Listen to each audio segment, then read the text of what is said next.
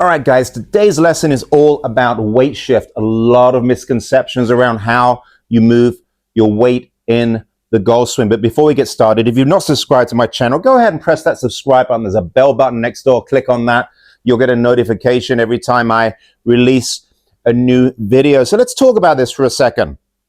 I do a lot of online lessons, and I'm getting videos from a lot of students where I see excessive body movement, essentially. For those of you that have watched my videos, I talk a lot about using the hands and the arms in the golf swing. I believe so many of you struggle to create speed, linear and angular speed in your golf swings, but you've not learned to educate your hands, to articulate your wrists. You've not learned to swing your arms freely. Too much tension in the wrists, the elbows, and the shoulders. But that doesn't mean, guys, that the body doesn't play a part in the golf swing. It plays a very, very important part. It's a force multiplier if you use your body at the correct time. And that's what we need to discuss. Using the body correctly, obviously, is advantageous. Most of you, unfortunately, are not doing that. You're transition spinning, or you're driving your hips out from underneath you, both of which causes all sorts of problems with swing playing, with low point, everything, as a matter of fact. So I see two major issues as far as shifting weight is concerned. The first thing I see is a reverse weight shift, which essentially means in the backswing, the upper body is moving towards the target. In the through swing, it's moving away from the target. Causes a lot of problems, weak shots to the right in particular. Anytime your upper body is working up and out of golf shots, it usually opens the club face. I see a lot of weak shots to the right when people do that. But I've also got people that tend to drift off the ball too much. If you drift off the ball, guys, you've got to work incredibly hard to sort of glide back to make any kind of contact. So what we've got to do is we've got to talk about semantics here. We've got to talk about verbiage in many respects and help you understand that in the golf swing, guys, there's not really a weight shift. When we talk about shifting weight, I think in many people's minds, they feel like, you know, they've got to get their body over here in the backswing and they've got to get their body over here in the through swing.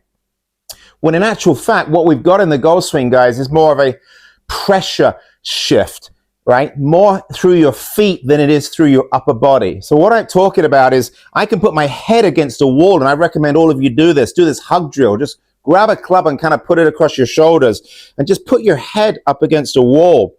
And what we want to do here is we want to keep the head actually relatively quiet. And as we rotate around our spine, what we're going to do is we're going to feel a little build up of pressure on the inside of the right heel. We don't want to be out towards the toe. We want to feel like the right hip is moving back behind us, which loads the trail heel. But you'll notice here, guys, the upper body really isn't moving terribly off the golf ball. It's remaining very, very steady. So it doesn't stop me from feeling a little bit of pressure shift into my trail side. I certainly don't need to drift off the golf ball to get into my right side.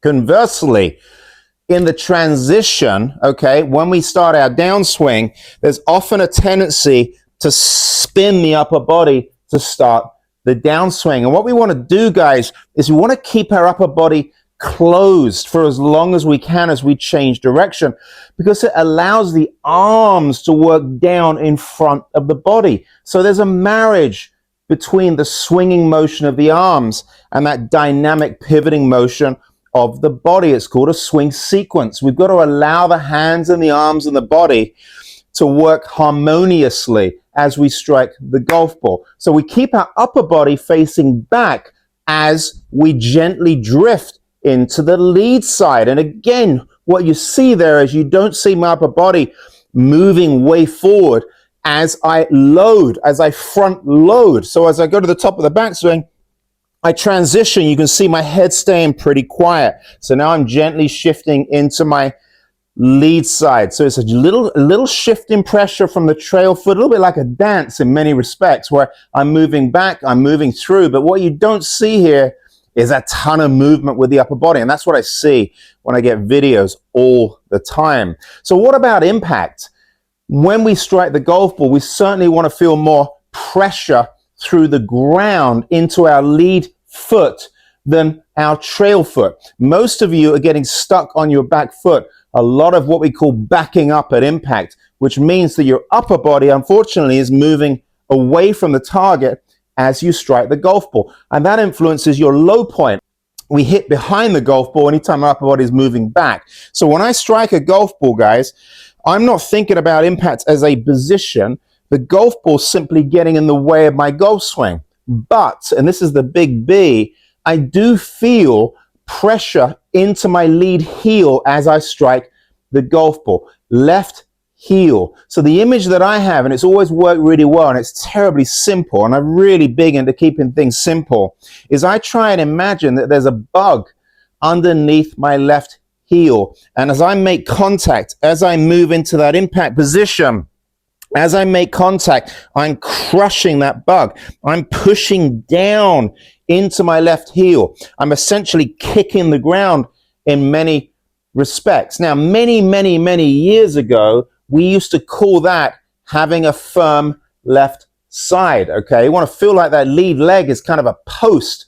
And the reason you want your lead leg to be a post is that you want to be able to fire your trail side, okay? As your arms swinging freely to the left side of your body, you want your right shoulder, your right hip, and your right knee to finish on the left side of the golf ball. Everything that started to the right side of the golf ball, we want it finishing to the left side of the golf ball. We don't want to have all that weight back on that trail side.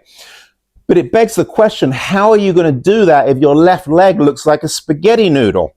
In other words, if the left leg starts to collapse as you move into the golf ball, your upper body doesn't have permission to move through the golf shot. So the idea here is, by crushing a bug under that left heel, what you're effectively doing, okay, is you're moving your pelvis in that direction.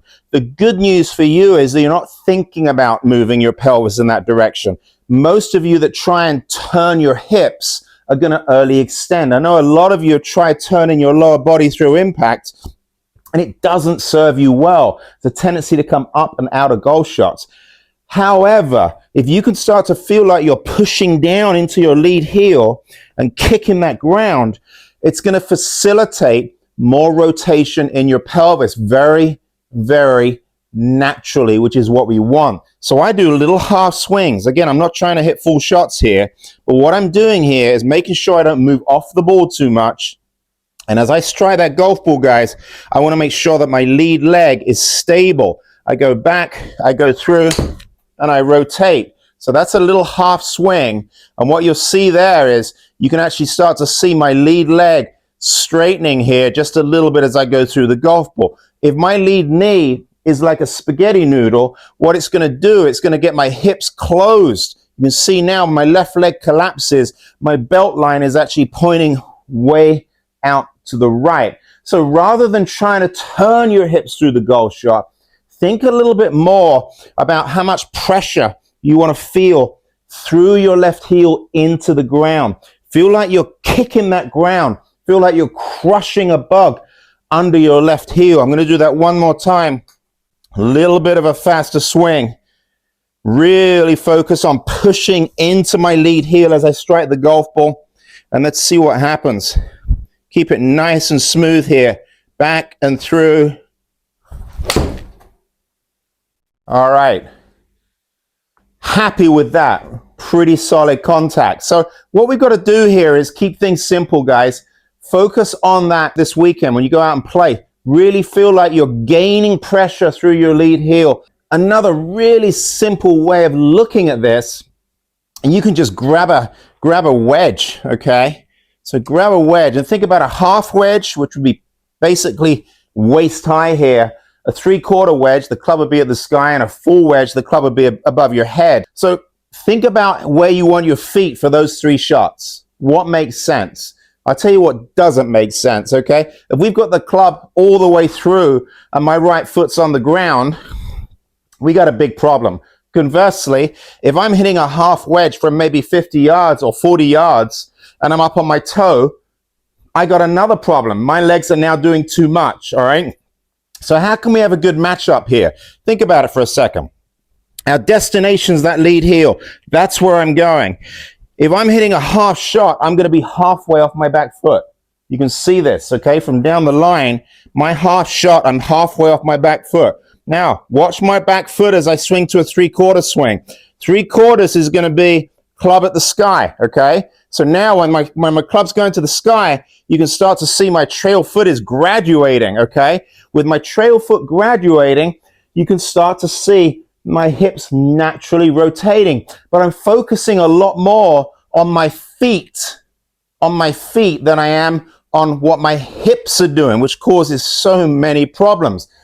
On my full swing, obviously my destination is to now swing the club above my head. If I'm swinging the club above my head, I'm going to be up on my toe. You can see here I can toe tap.